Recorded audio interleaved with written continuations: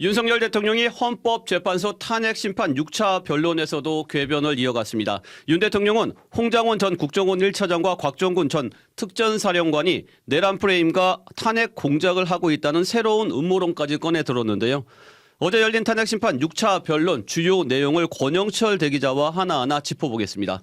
권 대기자 어서 오세요. 안녕하십니까. 네. 먼저 부정선거 음모론을 주장하던 윤석열 대통령이 부하들에게 책임을 떠넘기는 발언을 어제 했어요. 네. 그 내란 프레임과 탄핵 공작이죠. 그렇습니다. 말이 안 되는 억지 주장을 이어가고 있는데요. 먼저 윤 대통령의 말 들어보시죠.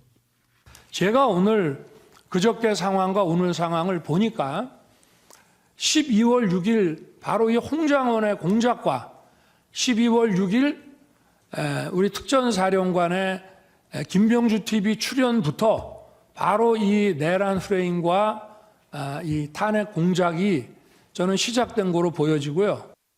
네. 윤 대통령은 그동안 비상계엄은 경고용이고 네. 호수에 떠있는 달 그림자를 쫓는 격이다. 아무 일도 없었다는 등의 엉터리 발언을 해왔는데 이제는 부하들에게 책임을 떠넘기는 모습까지 보이고 있습니다. 그렇군요. 곽종군 전 특전사령관은 일관되게 네. 윤 대통령이 문을 부수고라도 들어가서 끌어내라고 지시했다. 이런 증언을 이어가고 있잖아요. 그렇습니다. 곽 전 사령관이 공개적으로 처음 진술을 한 게 비상계엄 일주일 차인 지난해 12월 10일 국회 국방위 정언이었거든요. 네.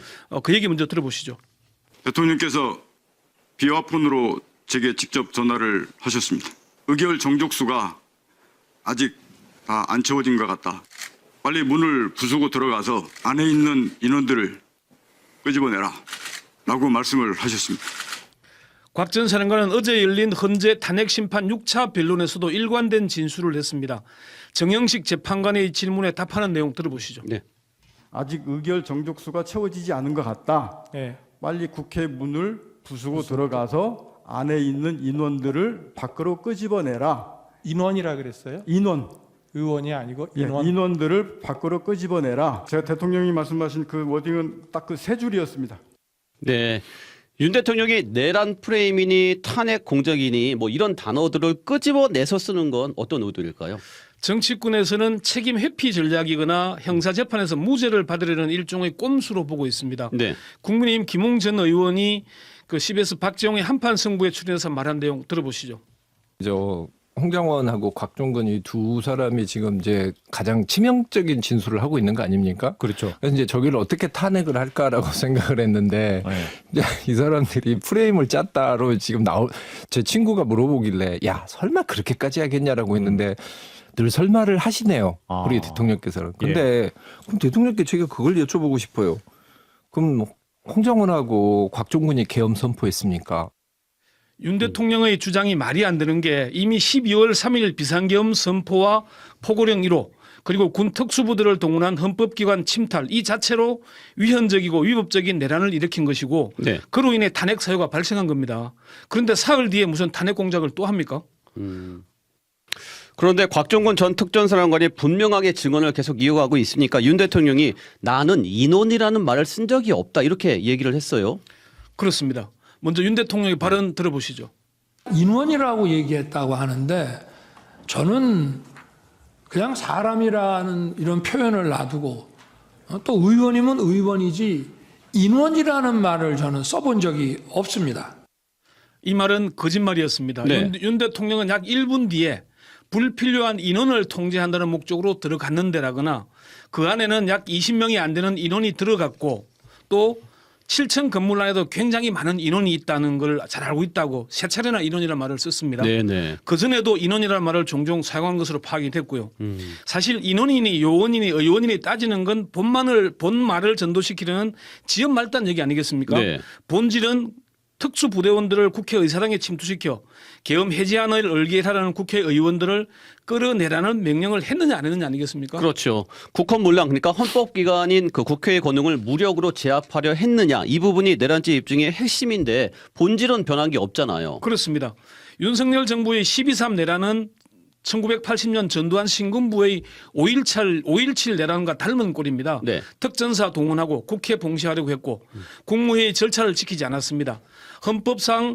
헌법과 형법상 내란죄 조항을 다시 꺼내지 않아도 헌법과 법률 위반이라는 건 분명합니다. 우리는 이미 성공한 쿠데타도 처벌한 역사적 경험을 갖고 있습니다. 실패한 쿠데타를 단죄하지 못할 나라가 아닙니다. 그렇죠. 어제 윤 대통령 발언 또 하나 네.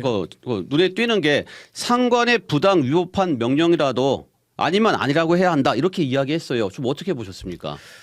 어제 6차 변론에서 윤 대통령의 발언 중 가장 웃긴 말이었는데 한번 들어보시죠.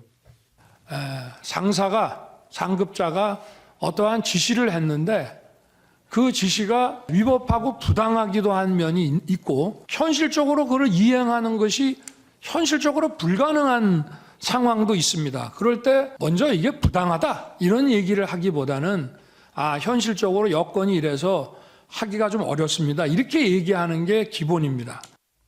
이 발언이 왜 웃겼냐면은 네. 윤 대통령이 그런 말을 했다가 집단 항명 수괴 혐의로 재판을 받고 있는 사람이 있죠. 네. 최혜병 사망 사건 관련해 기소된 박정훈 대령 기억나시죠? 1심에서 무죄가 선고됐습니다마는 윤 대통령이 참모들의 직언을 받아들이는 사람이었다면은 네. 이런 말도 안 되는 비상계엄 선포가 일어났겠습니까? 헌법재판소에서 탄핵 심판 피청구인 신분인데도 진술할 때 책상을 치는 모습을 여러 차례 보였습니다. 네. 평시 대통령으로서의 태도가 어땠는가 충분히 알 수 있는 장면인데요. 그런데 저런 대통령 앞에서 직언을 하라고요?